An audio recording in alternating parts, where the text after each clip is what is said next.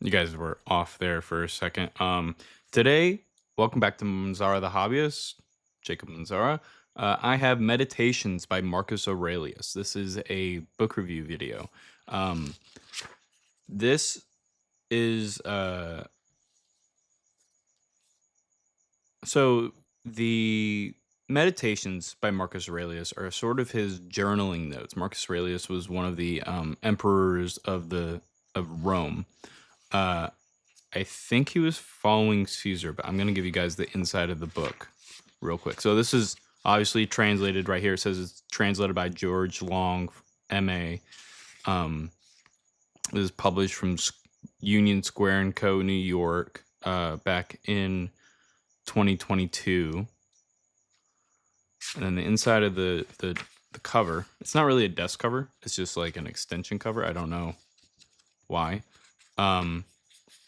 It says, Meditations is Marcus Aurelius's private book of reflections written over a series of years in far-flung places as he led the Romans in military campaigns, quashed revolts, and dealt with the other tribulations of governing the empire. It is best described as a spiritual journal containing a record of Marcus's philosophical exercises.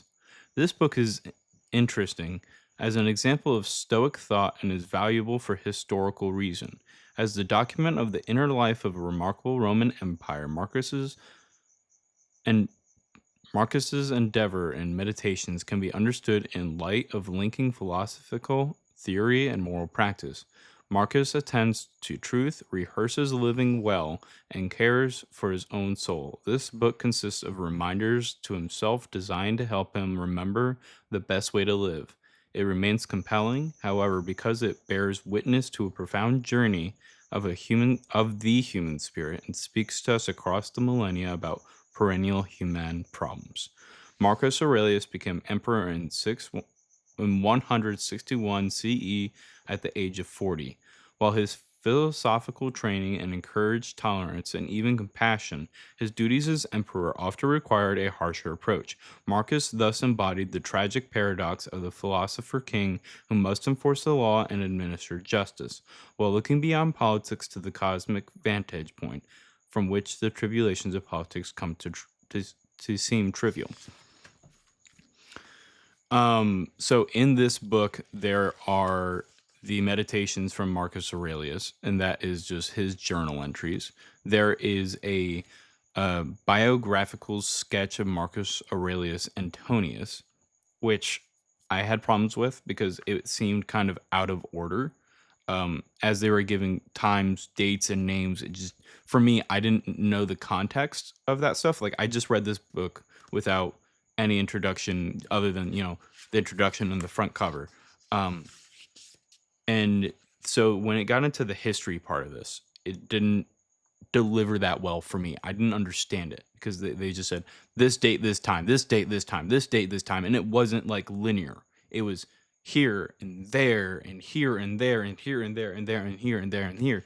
So they did the biography, and they also did a little section called the philosophy of Marcus Aurelius and Antonius. And then there's another chapter in here. Oh, maybe it's just those two. It might have just been those two. I had a really, like, I read the part that was the meditations really quick. So like this book I've been holding on to for the book review for a long time. I have not given this to you guys. I have been kind of dreading it. I didn't want to talk about it because the meditations themselves were fine. Like, I know everyone's like really stoicism, the new 2025, it's 2026 now, but like all through 2024, 2025, I've been hearing a lot about stoicism, which I agree with some of the principles of like, there is suffering in the universe. It's how you deal with it. That part of stoicism I follow. These other parts where it's just this book and this is supposed to be your like Bible, I don't really see it. I don't really connect it. And I'll give you guys some excerpts. So this is one of the lines from here. And I just opened it to a random page. I mean, it's like roughly in the middle of the book. A little less, like a third, I guess. But just so you guys know, this much of it is the meditations. The rest of this is the biography and the sketch of the philosophy, which I didn't really care for the author's interpretations of the philosophy, because that's not by Marcus. Like, that's not by Marcus Aurelius. That's someone else who wrote those parts. Okay, this is number 38. I'm not sure which chapter. If a man has done wrong, the harm is his own, but perhaps he has not done wrong. It's I don't see anything wrong with that. Like, okay, if you've done wrong, any consequences that come from that are for you to deal with. And then, like, that last part that says, but perhaps he has not done wrong. Like, I mean, the course of all of our actions are going to impact those around us, no matter what we do. So whether we do good, we do get bad, or we try to stay neutral, we will have impact that is good, bad, and neutral on others. The majority of the world feels nothing of what you do if you're just an average person. And then, like, those around you will be impacted. Let's say you're at work and you chose to take it easy for a day. That's probably going to negatively impact the downcast of that work that lands on others. But it's going to help the people that that needed someone else to slow down so that they could also take a break. There's good and bad in everything that we do. But then that's my own views of things. Let's read another one. I'm going further into the beginning of the book. This is 19, not sure what chapter. It doesn't, like, that's the thing, is like they're all numbered, but like each. Okay, so I think they're all his different journals is maybe the deal, because it says book 1, book 2, book 5. I'm gonna hold on to that one because I don't want to lose that one. We're gonna read 19. But let's see, how many of these books are there in here? Book X. Book X, I think X's are 10. So this is 12.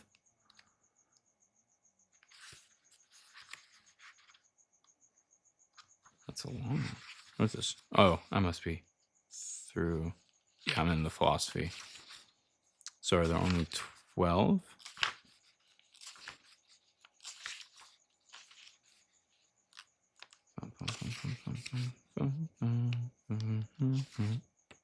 Yeah, seems like there's 12.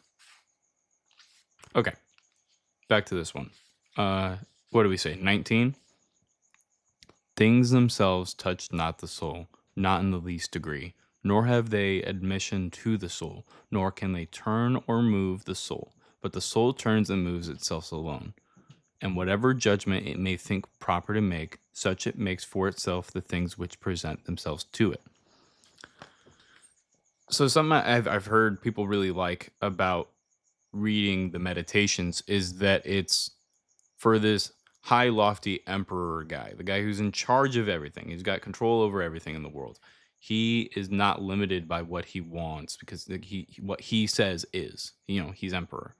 But I think a lot of people like this book because it makes him seem a little bit more earthy, like down to earth, and easier to talk to or interact with, or something of that sort. What we just read, I feel like, sure, like, physical things don't really, I don't know, it's hard because, like, we all place our emotions in things that are non-physical, or that are physical and non-physical. So, like, if I have something that I hold personal value with, and that object then gains the ability to impact how I feel internally, but that stems from me placing this emotion on this object. So if I didn't do that, if I didn't choose to give it that value, then it wouldn't. So not the material world doesn't have to impact us if we don't give it a length of value to be able to impact us with. Like, a pencil is just a pencil. It's just a pencil. Disappears, probably get another pencil. I mean, there's a 7B drawing pencil. What happens when I use this up? Probably won't miss it. I'll probably just get another one. or maybe I don't need a 7B anymore because, the value of having a artist specific pencil goes down. And or for me, that, when you have a certain amount of skill at a practice, you don't need all the fancy tools to make it as interesting or unique as you can. um you gain the ability to do more with less. I mean, yeah, so I like the meditations. That part of the book I really did like. Just it was easy, neutral. You saw sort of where this guy was taking away parts of what he was living through and experiencing. I mean, it didn't really give context in history or life because these were the way I was told about this is that these were he wrote these for him to experience. He wrote these for him to walk away with personal journal. Like this was never meant to be for the entire world to read, but we have it. We have many different versions of this. We have many different versions and printings and translations. So, you know, if you are interested in philosophy or stoicism or, just experiencing different thought than your own, highly recommend Meditations by Marcus Aurelius. This specific print, I would read the meditations part, and if you're savvy for history and dates and names of people you have no idea who are, go for that biography. It's I'm sure you'll find more use of it than I will. And then there's a little bit of the philosophy. I mean, I'm gonna read like the first. I'm not even gonna read the first whole chapter or like the first whole page because it's just one large block of text. So it doesn't like. I'm just gonna read some of it. It has been said that the Stoic philosophy first showed its real value when it passed from Greece to Rome. The doctrines of Zeno and his successors were well suited to the gravity and practical good sense of the Romans. Even in the Republican period, we have an example of a man, M. Cato Utesinus, who lived in the life of a Stoic and died consistently with the opinions which he professed. He was a man, says Cicero, who embraced the Stoic philosophy from conviction, not for the purpose of vain discussion, as most did, but in order to make his life comfortable to the Stoic precepts. I'm going to stop it there. I think there was only 2 sentences in that whole, maybe 3. Okay. Um, so I actually agree strongly with some of that. Is like a lot of people try to participate in things like stoicism so that they can, you know, use it as discourse and social interactions of like, oh, look at me, I'm so cool, I'm stoic. Look at me, I'm a man's man, I'm stoic. But then they don't actually like apply the practices to their daily internal life or how it impacts those around them. So if you want to learn about stoicism, I think this is a great foundational book to gain some insight. Um, the philosophy part is probably more useful than the biography part, at least for me. Give it a read.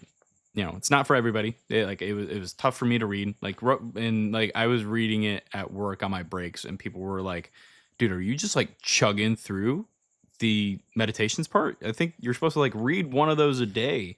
And like let it weigh on you and think about it before you go on to the next one, or like you open it to a random page and you just read it like that, and like so people use it kind of like how they use the Bible, where they read a little bit of the scripture and then they chew on that. What I did is I read it like a book. I like 1 through 10 went down the line. I'm like, I got 15 minutes. I'm gonna read as much as I can in 15 minutes, and then I'll come back to it at my next 15-minute break. And then if I have some time in the evening, I'll read it then. And then like I just read it like a book. Like I didn't slow down. So I mean, like you could get a book like this, read book 1, line 1, and then come back book 2, line 2, book 3, line 3. However best is for you to like really parse through this, you should do that. And even if other people say, it's weird or you're doing it wrong, it's reading. It's a book. It's however you want to read it. Read it how you like. All right. Best of luck, everybody. Enjoy your books. Talk to you next time.